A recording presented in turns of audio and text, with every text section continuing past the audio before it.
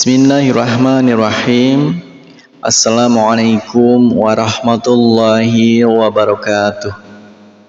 Syukur alhamdulillah kita bisa berjumpa lagi di channel ini dengan keadaan sehat walafiat dan semoga selalu dalam lindungan Allah Subhanahu wa taala. Amin ya rabbal alamin. Dalam kesempatan kali ini kita akan membahas tentang 7 golongan yang mendapat syafaat di hari kiamat oleh Nabi Muhammad SAW. Perlu kita ketahui, syafaat adalah perantara yang dilakukan untuk mendapatkan permohonan maaf dari Allah SWT. Syafaat itu sendiri akan diberikan oleh Allah SWT kepada setiap manusia yang selalu mengikuti tuntunan Nabi Muhammad SAW. Berikut ini ada 7 golongan yang akan mendapat syafaat tersebut. Yang pertama adalah pemimpin yang adil. Golongan umat yang mendapatkan syafaat Nabi Muhammad SAW yang pertama adalah seorang pemimpin yang berperilaku adil kepada rakyatnya. Adapun maksud pemimpin adalah mampu memimpin dirinya sendiri. Kemudian nantinya setiap pemimpin akan ditanya tentang pertanggungjawaban atas apa yang dipimpinnya. Kemudian yang kedua adalah pemuda yang banyak beribadah kepada Allah Subhanahu wa taala. Dikala banyak godaan yang dihadapi, namun seorang pemuda lebih memilih tetap tekun beribadah kepada Allah Subhanahu wa taala. Maka niscaya orang tersebut akan mendapatkan syafaat dari Allah Subhanahu wa taala. Kemudian yang ketiga yaitu seseorang yang selalu terikat hatinya dengan masjid. Cara mendapatkan syafaat Nabi Muhammad SAW dengan senantiasa memakmurkan masjid. Sebagai muslim harus erat hubungannya dengan masjid. Maka dari itu kita yang selalu erat dengan masjid akan menjadi orang-orang pilihan oleh Allah SWT di hari kiamat kelak. Kemudian yang keempat adalah 2 orang atau lebih yang saling menyayangi karena Allah Subhanahu wa taala.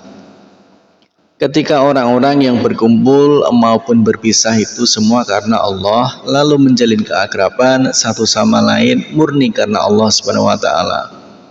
Bukan karena hal lain seperti jabatan, terus kekayaan dan keuntungan duniawi lainnya.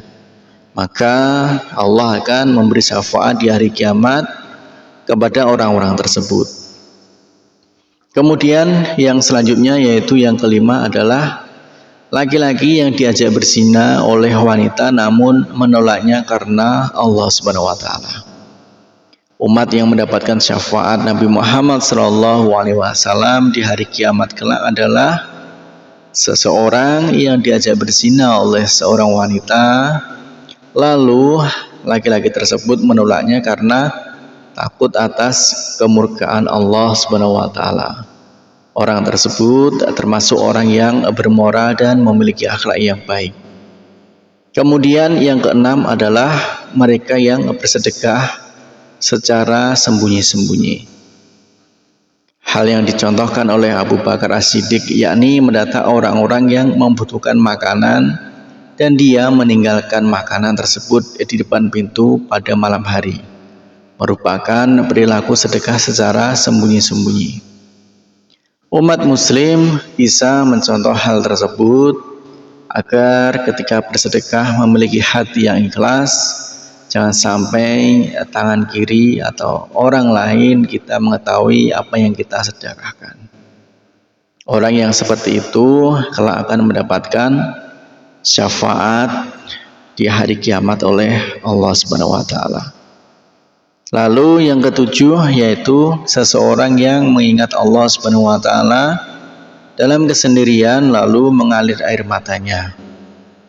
Umat yang mendapatkan syafaat Nabi Muhammad SAW yang terakhir ini adalah Orang yang ketika mengingat Allah Subhanahu wa taala dalam kesendirian, ia lalu meneteskan air matanya.